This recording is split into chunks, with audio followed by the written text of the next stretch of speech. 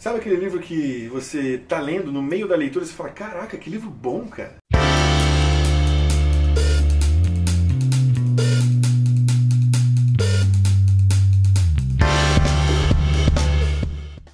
Saudações, querido cadafalciano e cadafalciana que nos assiste. É um prazer te ter aqui novamente, ou pela primeira vez. Não sei se você está descobrindo esse canal agora ou se já conhece. De todo modo, veja aí se você está inscrito. Deixa o like já no vídeo, é uma produção bem carinhosa que a gente faz aí pra você, beleza? Bom, gente, pra que eu tô aqui hoje? Pra conversar um pouco sobre um livro que eu li e inaugurar uma sessão, um quadro do nosso canal que vai se chamar Diário de Leitura.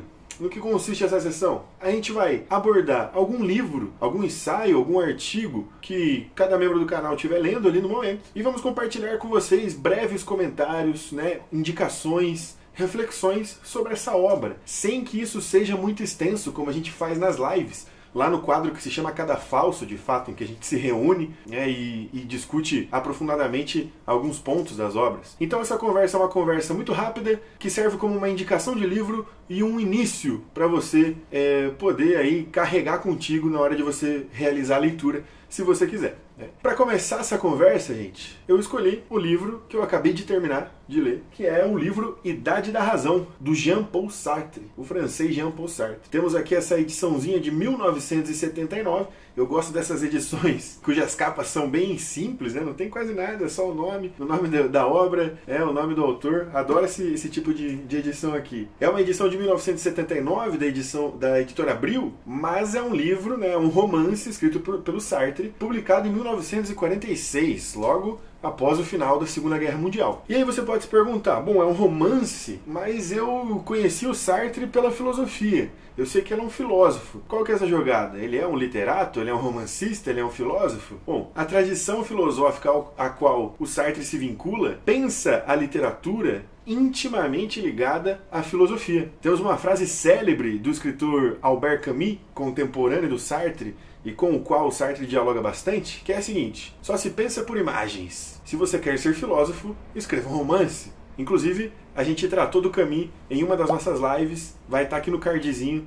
Se você quiser conferir, vai lá que tá bem legal. Então a gente tem que o Sartre aí, ele pensa nos romances como um grande meio de filosofar. Não se diferencia totalmente para o Sartre um ensaio filosófico de um romance filosófico, por assim dizer. E qual que é o principal tema que o Sartre está colocando pra gente nesse livro? Bom, o tema da liberdade, que é um tema muito caro para a filosofia sartriana. Não pretendo aqui fazer uma exposição longa do que é a filosofia sartriana, até porque eu não tenho competência para isso, mas é importantíssimo você pensar que o tema da liberdade é um dos temas centrais de toda a produção do Sartre na sua vida inteira. Sartre se pergunta e responde sobre liberdade o tempo todo. Se ele pensa, como ele pensa, que o ser humano não é dado por uma essência que existe a priori e que o determine, onde fica a liberdade? Se nós não temos uma essência que nos carregue para cá ou para lá, significa que o ser humano existe a partir do momento em que escolhe suas ações. O ser humano se faz por ele mesmo. Daí o tema da liberdade. Olha que interessante. Esse livro, ele faz parte de uma trilogia. Ele é o primeiro livro de uma trilogia que ficou conhecida como Os Caminhos da Liberdade. Então temos esse aí, Idade da Razão. O segundo livro tá com edição diferente aqui, mas enfim, que é o Sulci.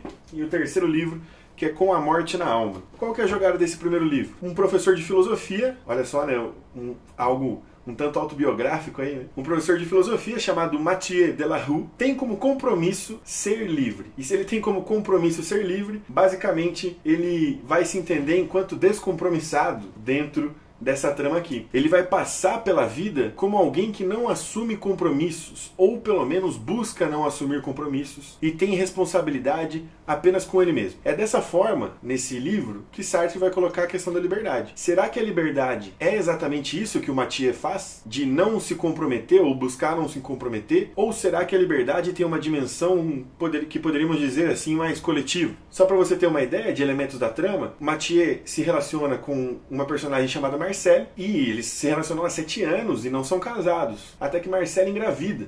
E Mathieu se coloca numa questão de: devo casar com Marcelle ou precisamos abortar esse bebê? Então esse é um dilema muito grande. Ou então o dilema que seu amigo Brunet, seu amigo comunista Brunet, o coloca quando o chama para entrar ao Partido Comunista, às vésperas da guerra. Essa trama se passa um pouquinho antes do início da Segunda Guerra Mundial. Então esse professor Mathieu pensa se colocar em compromisso com o partido não seria retirar toda a sua liberdade, por exemplo. O seu compromisso afetivo com os amigos, até que ponto Mathieu deve lealdade a seus amigos? Até que ponto isso não seria perder a sua própria liberdade? Então, esse livro é um livro muito interessante para a gente se colocar essas questões, e é um livro que com certeza vai te jogar para dentro dele, porque a gente começa a pensar em questões que a gente passa na nossa própria vida e como a gente agiu e como a gente deveria agir. Então é um livro muito interessante, tipo uma leitura muito boa, muito gostosa. Sabe aquele livro que você tá lendo, no meio da leitura você fala: caraca, que livro bom, cara. É esse aqui, Idade da Razão.